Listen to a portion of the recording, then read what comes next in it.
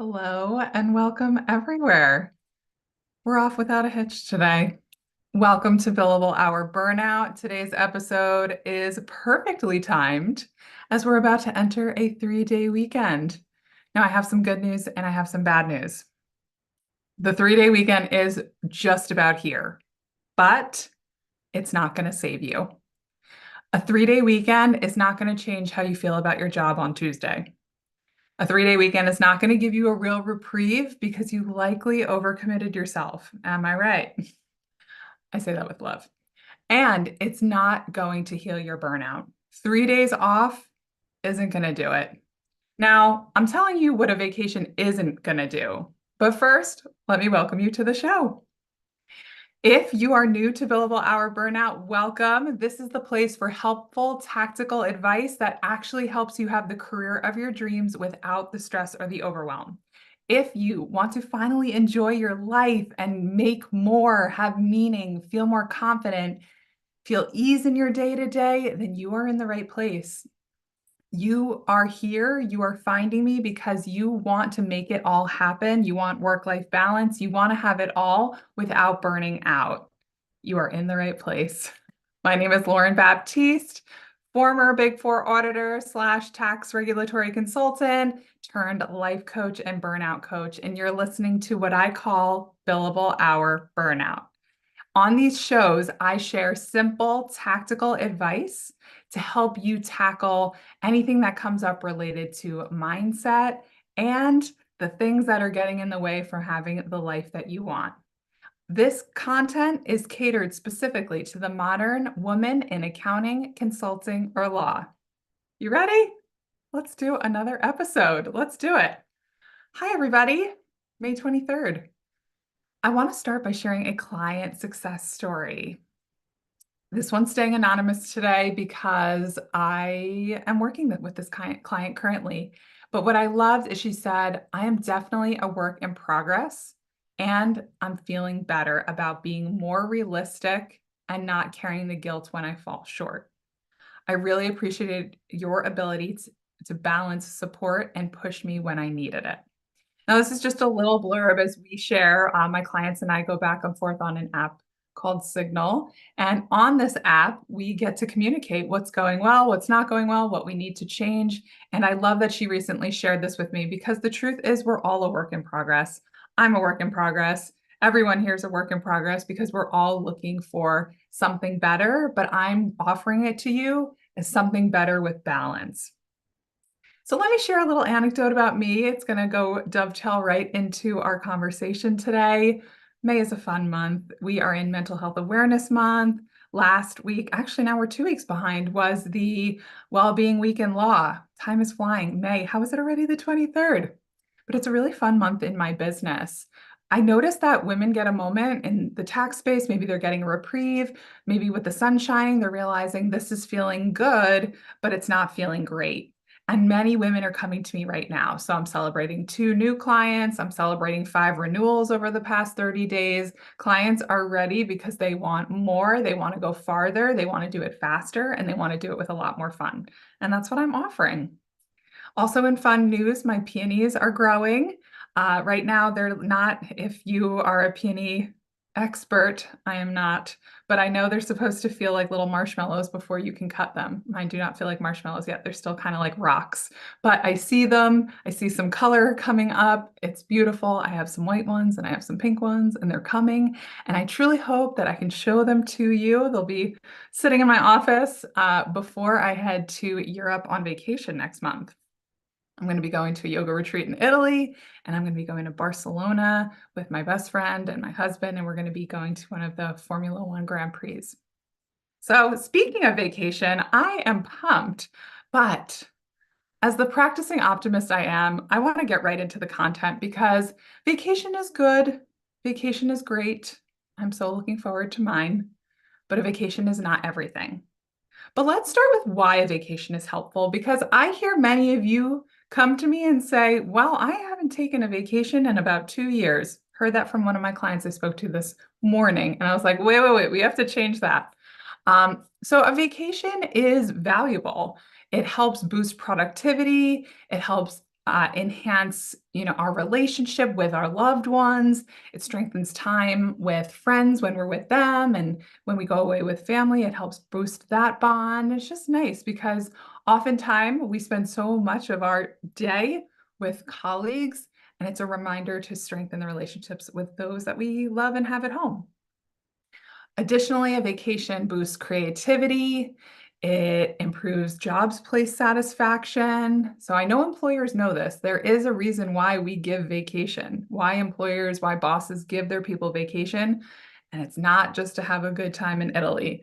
It is because it's a benefit when you're fresher. Another benefit of going on vacation, you come back refreshed, you come back focused, and it fosters personal growth. It's time for you to zoom out, gain perspective on your life, and just do more of the things that you enjoy. So I do love me a good vacation. If you know me, you know I love to travel. So before you're like, wait a minute, Lauren, vacation is valuable. I actually talk about it in the white paper I wrote back in 2020, so a few years back. Vacation is one of my strategies. Now, I know the stats of the white paper are older, but they're still relevant. There's actually a study that goes way back, but what I love, and I'm going to bring to you the concepts because I want you to think about the concept more than the statistic itself. But it said for every 10 days of vacation leave, depression in women lowered by 29%. 10 days off, lower effect of depression. So yes, we could say, wait, Lauren, a vacation is healing my burnout. Hold on. Yes, and first, depression is not burnout, so we know that. But we can see how there is a benefit, a correlation of time off and feeling better. Now, I want you to think about this. So even in that study, it talks to the fact that hypothetically that would work. But, well, let's start with and that would lead to nearly 3 billion annually in cost savings if women took the time off. The problem we're seeing is that they're not taking the time off. So the study's all good, but what we're seeing as the challenge is the application. So let me give you a little bit more to really reinforce this idea of maybe vacation, but hang with me. Here's another study. It talked about the effects of vacation start after 4 days off. A study of middle managers per the International Journey of Environmental Research and Public Health demonstrated that any short-term vacation, which they're deeming of at least 4 days, can have the effects of stress. There are stronger benefits for long-term vacations, more than 4 days. So if you're going to take off a 3-day weekend here, and the statistic isn't even enough, it's saying you need to have at least 4 nights to make it feel like a vacation. How many times do you go on vacation and you finally start to relax and get into unwind mode towards the end of the vacation? It's normal because we need time to literally unwind. How tightly wound are we, meeting to meeting, call to call, email to email? Sometimes I even notice myself, I always say my vacation starts when I'm sitting in the plane because every moment up until that is valuable and precious. So I'm sure you're with me when I can say you need some time when you get there to arrive. And that's why the statistic I love really matches the sentiment. Okay, so let's finish our pro-vacation list with this. Seth Godin says, instead of wondering when your next vacation is, maybe you should set up a life that you don't need to escape from. All right. So for the real thing, as nice as all of this is, vacations help heal stress, but they do not heal burnout. I repeat, a vacation can help heal stress. It does not heal burnout. In that billable hour life, we know that there's a cost to taking vacation. Having to make up the time before and after, not having enough resources to delegate your work to. If you do, you still will have an inbox full of emails waiting for you on the other side. The guilt, the pressure, the discomfort of the leave itself. I hear that all the time. So before you're like, what? Who feels bad on vacation? A lot of us. A lot of us people pleasing, perfectionists. We don't feel good leaving. That's why we at least need 4 days to really detach. This is why, right? This is just a small sample of why accountants, attorneys, consultants, this is why we don't take vacation. But even if we did take a vacation is not enough. I have a lot of friends with kids, and they will say a vacation with family is not a vacation. It's barely even a break. So you take a week off and you end up needing a vacation from your vacation. And guess what? You likely didn't buffer for that. And because you didn't buffer for it, you go back to work feeling tired, feeling overwhelmed, feeling exhausted. And that's not restful, rejuvenative, zoomed out, greater creativity. It's not. It's not. Don't even get me started on a sabbatical either. Okay, sabbaticals. I hear a lot of women come to me and be like, I want to take a sabbatical, or I took a sabbatical, and many take them and are still burned out. Why? Because they're not learning how to recover from burnout. You're expecting time away from your job will heal you. It's not enough. If time away from your job were enough, we wouldn't have nearly 40% of us experiencing burnout right now. So while vacation, right, it's like sensitive, it's good and it's bad. Here's what I'm going to tell you. It's good, but it's not enough. Time away from the office cannot be the only burnout recovery strategy. It helps, definitely have it part of your arsenal of tips and tricks and tools, but it is not enough. Here's another thing I know. When I notice women experiencing significant burnout, I will say, when's the last time you took a day off? If that has been at least a few months since one day off, then we can notice burnout symptoms will amplify. If we don't take 1 week off, at least a year, ideally, I like to say 2 to 3 times a year of a full week off, symptoms of burnout can amplify. And I will even further say will amplify. So a few things to keep in mind. I want you to ask yourself, when's the last time you took a vacation? Like a real vacation? If you have to think hard on it, then I encourage you to book one ASAP.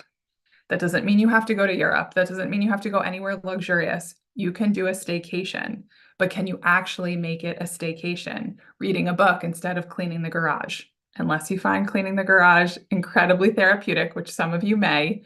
But my point is, don't create work when you're home on a staycation. You gotta work.